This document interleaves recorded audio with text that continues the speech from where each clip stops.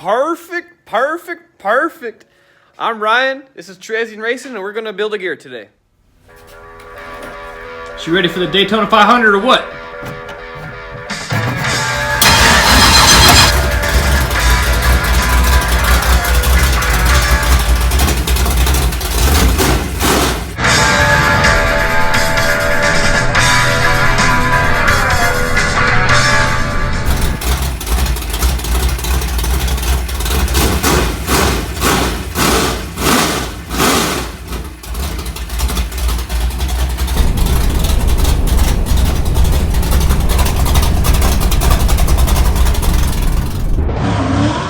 Alright, so back in the shop, starting to work on this thing again.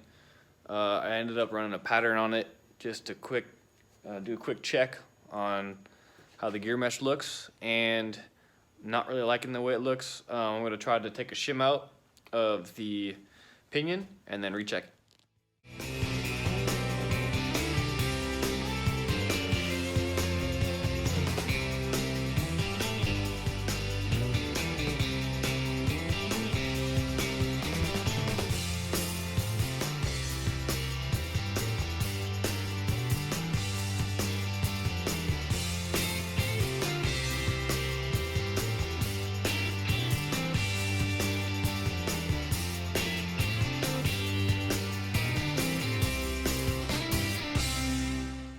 Alright, so we got a good pattern now. Looks really good. That shim, I went from a 21,000 shim down to a, a 14,000 shim. Just to see, even though it was a big change, just to see if that was going to make enough difference, and it did. Let me show you guys what I'm talking about on this pattern thing. So before, I'm not sure how well you can see this, but before, if you looked at the pattern,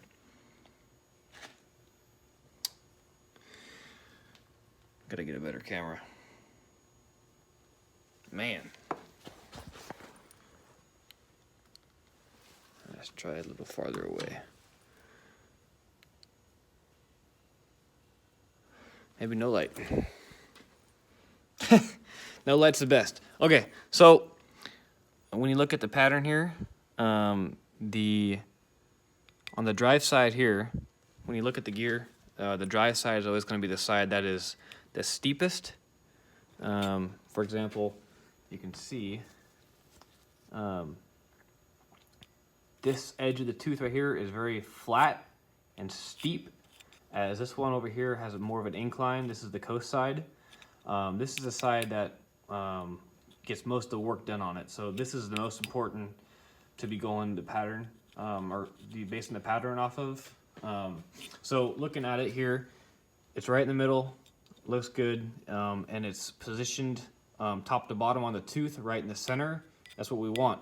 Before, the contact patch was too high. It was way too high in the tooth, and that indicates that the pinion is too far away from the ring gear. So reducing that shim brought it in closer, and it looks good.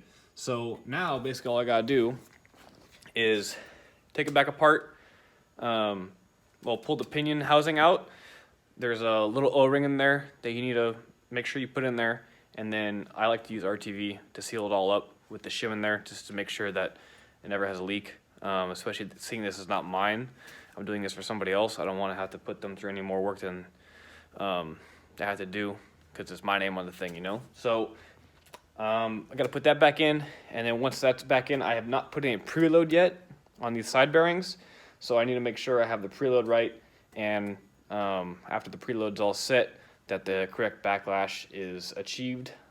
Usually between 8 to 12 thousandths is where you need to be. Right now it's at 8. I like to set them up a little bit tighter on a new ring and pinion, because they usually will wear a little bit, and it's not going to get tighter ever, it's going to get looser, so I set them on the tight side. So besides that, this thing's pretty much done. Check the backlash. I don't know if you guys are really seeing how well I was doing it, but I have a magnetic base style indicator, and you always want to measure the backlash on the drive side, because it's got the most steepest angle, and you're trying to get the dial indicator to be as flat and perpendicular as possible to the tooth to get the right measurement. So this works out pretty well for me. I think I got it from Harbor Freight for like 20 bucks. It wasn't that big a deal. So yeah, I'm gonna put this thing back together and then I can start working on my car again.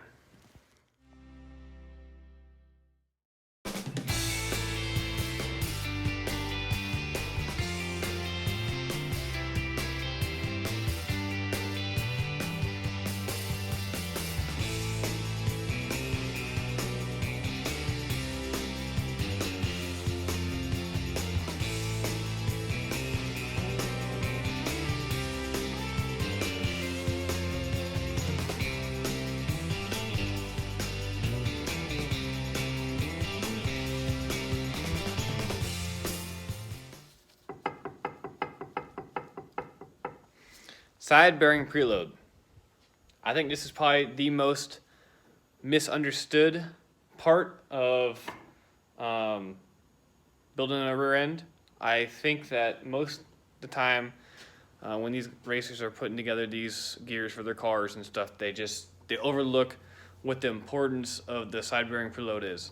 What the side bearing preload is, can't talk today, is the amount of force, I think I explained this earlier, the amount of force that these two caps and the adjusters have squeezing the spool and the ring gear all together. And now why that is important is that keeps everything under load from moving. So right now we have a backlash of 8 thousandths. Let's say you get on the gas really hard and you're really loading this thing up. It's gonna wanna move that way quite a bit. And like I said before, these caps will flex. So in order to prevent them from flexing too far, you need to have enough preload on the ring gears. So that being said, how do you check it? Most people, I believe, or at least people that are doing it wrong, are not checking the preload properly. And when I was starting to do this stuff, I was asking around people, racers and stuff, to say, hey, how do you set the side bearing preload? And nobody really had a really good answer for me.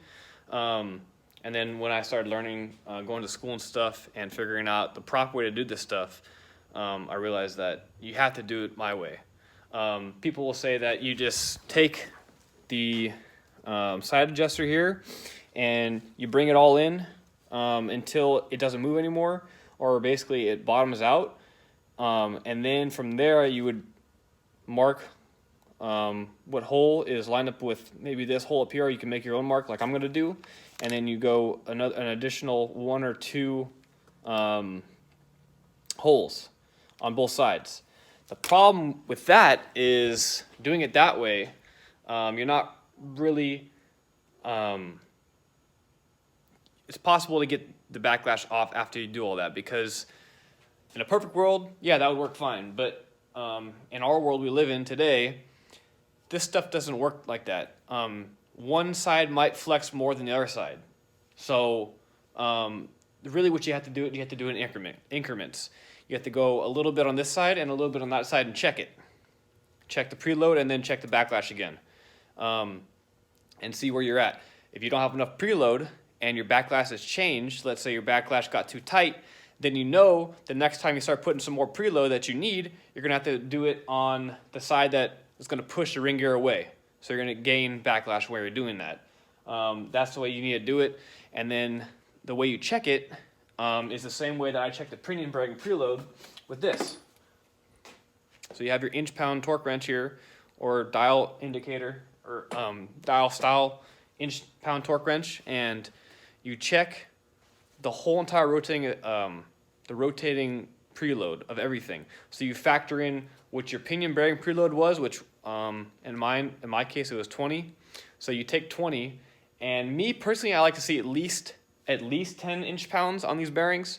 If they're new, I'd like to see a little bit more, but sometimes that's kind of hard to achieve, even with you know, the right tools and a breaker bar on it. Sometimes you have to put a lot into it, and you know, you just try to get as much as you can. 10 is okay for me. A little bit more would be better, but we'll see what I have in this thing. But yeah, you just take it. So let's say that you had 20, like I do have here, and then you check the whole thing. Let's say the whole thing is 32. Then you know right there you have 12 inch-pounds of side bearing preload, which would be sufficient for me. So I'm gonna show you guys how to do that. I'm gonna put you up here on the wall. I've been using my headphones here to pinch my phone in between so you guys can see it. I know it's a janky setup, but it works, so you guys stay tuned.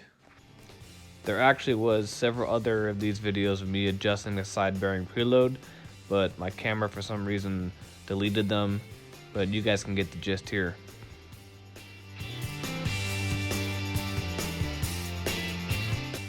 Okay, so it's all done. I just need to button it up here, but the side bearing preload came in. I got it up to 12 inch-pounds. So that's good.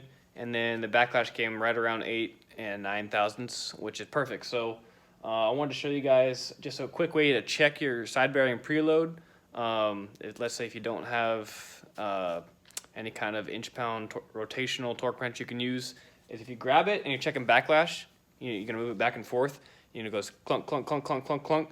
If you can do that with a couple of fingers, then you know that there is hardly any side bearing preload on your bearings at all. Right now, with about 12 inch-pounds of preload, I have to take my whole hand and grip it, and I can't even do it with one hand. Let's see if I can.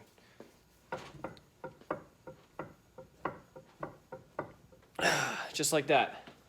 That will tell you you got some good bearing preload, or your bearings are bound up and full of metal or something, but that's another story. Anyways, so I'm gonna take out, oh, I forgot to tell you guys, when you're doing the adjustments on the adjusters here, it's really important that you don't have these two cap bolts bolted down.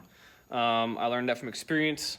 When I first was doing this stuff, it made turning that adjuster nut even harder than it already was. So you want to make sure that these things are, they're not tight, they're bottomed out, but you don't have any real torque on them. So now I'm going to pull these out. I'm going to put some Loctite on them and then get them really tight. And then after that, this thing's done. I can get back to the guy. And oh, forgot, I do have to add these little. Don't want to forget these little clips that go on where the adjusters are and the bolt right here, and that prevents it from backing off ever. So gonna have to put some Loctite on those bolts too. But besides that, this thing's all done. You guys saw how I did it. If you guys have any questions, feel free to just leave a comment in this video. I'll try to give you guys some pointers if anybody is out there doing this on their own. But it's pretty simple. I mean, really just having the right tools to do it all and knowing what to check for and how to set them up correctly. Besides that, the only thing that really can happen is a ring and pinion failure. It's really important to break these things in right, especially a new ring and pinion. You want to not overheat them, because when these things wear in together, it takes a little while for them to mesh, and there's a lot of metal that gets taken off in that period. So the fluid gets super, super hot, and it's really important that you do a couple heat cycles on them before you really get on it. It's kind of hard to do that in circle track racing, at least what I found. So it's really important if you do have a new ring and pinion. Let's say the first night you're out in the car, you want to make sure that mud packing, hot laps, and even your heat race, you should be really taking it easy. You should be going nice gradual acceleration and then deceleration, and not really putting any horsepower down the ground. I know it's hard to do, but come feature time, you should be okay to go ahead and run the whole feature. But what I do here in the shop when I put a new ring and pinion in my car is I just get the car up on jacks. I don't have a way of driving it where I live.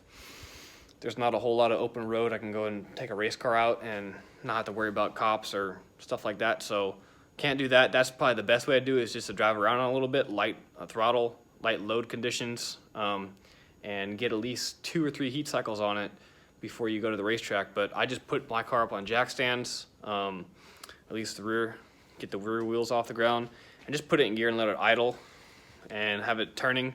And then what I will do is I'll actually get on the brakes and give give it some resistance, and then get on the gas a little bit and kind of power brake it. It does kind of get your brakes hot, so you got to watch out. You can't do it for very long, but that will just kind of get it pre-broken in for when you go to the track, to kind of get it at least one or two heat cycles on it first. It's so important that the ring and pinion heat up and cool down several times, because it's part of their hardening process. When it's in that break-in procedure, the metal is a lot softer than it is after it's hardened, so that's the most likely time that you will hurt a tooth, you'll wear out something. So that's the bottom line there. I'm not going to be able to shove the new gear in here tonight. I'm going to do that probably tomorrow, but it's ready to go. It's sitting over there in the box. So I'm going to call it a night here. Thank you guys for watching this video.